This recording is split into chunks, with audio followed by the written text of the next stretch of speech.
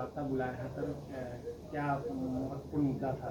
आज मैं दरभंगा जिला के एक अलीनगर विधानसभा क्षेत्र से निर्वाचित विधायक हूं और विधायक होने के नाते मैं आप लोगों को अपनी बात कहने के लिए, बिहार वासियों को संदेश देने के लिए मैंने बुलाया।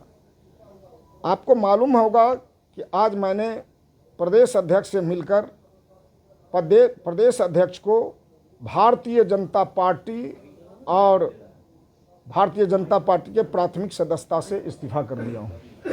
अब मेरे जैसे मुझे लगा निरंतर जो मेरे स्वाभिमान पर ठेस पहुँचाया जा रहा है, मेरे मान सम्मान पर ठेस पहुँचाया जा रहा है, बराबर मतलब नेताओं द्वारा टॉर्चर किया जा रहा है।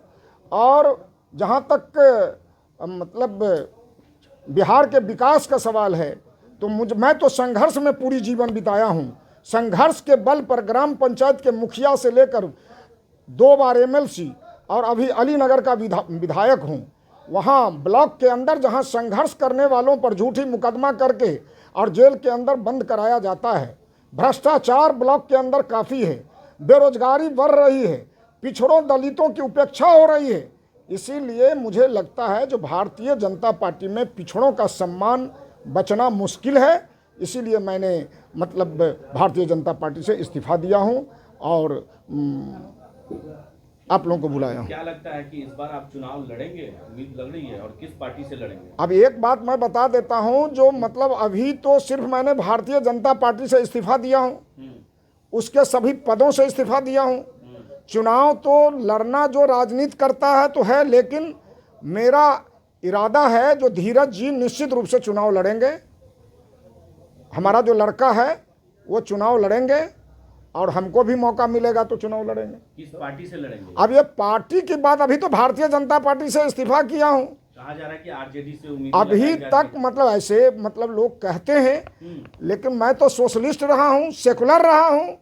सोशलिस्ट और सेकुलर मिजाज का जो लोग होगा उसी को मजबूत करने के लिए ना लोग कहीं जाएगा, उसी धारा को मजबूत करेगा। राबड़ी आवास के पास भी आपको देखा गया है कई बार। अब एक बात मैं बताता हूं, जो अभी जब आए हैं आप तो यहाँ भारतीय जनता पार्टी का जो मंत्री है उसका भी आवास है, उसी होके लोग चलेंगे तो किसी होके जाना और आना कहीं जाता है और आता है, ये बात तो नहीं है। क्या लगता है तेजस्वी यादव से सब फाइनल हो गया? अभी तक मतलब हम कुछ बता नहीं सकते हैं। हम आज सिर्फ भारतीय जनता पार्टी से इस्तीफा दिया हूँ। क्या लगता है, तो आप चुनाव उम्मीद है कि आप लड़ेंगे या आपके पुत्र लड़ेंगे? अब ये बात हमारे बेटा से पूछिए जो चुनाव लड़ेगा कि नहीं लड़ेगा, वही बीजेपी यादव विरोधी है पूरी तरह। अब एक बात मैंने बताया, जो पिछड़ों का सम्मान भारतीय जनता पार्टी में नहीं है, दलितों का सम्मान भारतीय जनता पार्टी में नहीं है। मैं भी पिछड़ा का बेटा हूँ, यादव परिवार में जन्म लिया हूँ, लेकिन दलित यादव परिवार से आया हूँ, जहाँ सामाजिक राजनीतिक स्तर से काफ़ी कमज़ोर परिवार है, वंचित परिवार है। वैसे जगहों से संघर्ष करते करते यहाँ तक पहुँचा हूँ। ये सब संघर्ष का ही देन है, गरीबों की इज्जत आबरू की हिफाजत का ही ये देन है।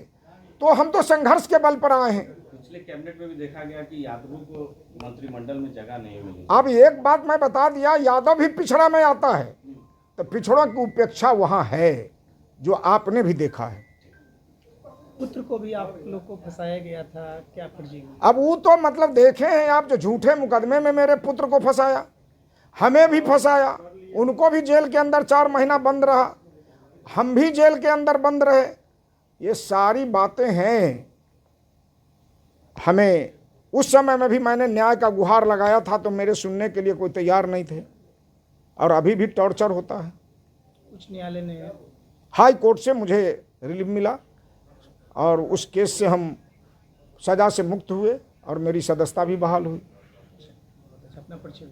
मेरा नाम मिश्री लाल यादव है और मैं दरभंगा जिला के अलीनगर विधानसभा क्षेत्र से एमएलए हूँ। सर, क्या कुछ आगे की रणनीति आप लोग सेट कर रहे हैं? कहाँ से चुनाव लड़ेंगे, किस दल से चुनाव लड़ने जा रहे हैं? पहले तो हम लोगों ने, जब हम लोग का पहला स्टेप हुआ है, जो माननीय विधायक जी ने भारतीय जनता पार्टी के प्राथमिक सदस्यता से इन्होंने इस्तीफा दे दिया है, और इन्होंने कारण भी बताया है कि हम लोग क्यों इस्तीफा दिए हैं और अगला जो हमारा कदम होगा वो बहुत जल्दी हम लोग आप लोग के माध्यम से स्पष्ट कर देंगे। वैसे इस बिहार के अंदर जो नौजवानों की बात करेगा, जो किसानों की बात करेगा, जो मजदूरों की बात करेगा, जो पलायन रोकने की बात करेगा, जो आपको रोजी रोजगार देने की बात करेगा, उस विचारधारा को हम लोग मानने वाले नौजवान हैं। और इस बिहार के अंदर अगर नौजवानों के चेहरे पर खुशहाली अगर देखना चाहता है तो निश्चित रूप से जो है नौजवान के नेतृत्व को निश्चित रूप से स्वीकार करना पड़ेगा। किस दल से सर चुनाव लड़ेंगे सर? वो स्पष्ट कर देंगे हम लोग, जैसे पीसी करके हम लोगों ने सारी बात को कहा है उसी तरह से पीसी होगा, कहीं ना कहीं सारे लोगों को हम लोग स्पष्ट कर देंगे।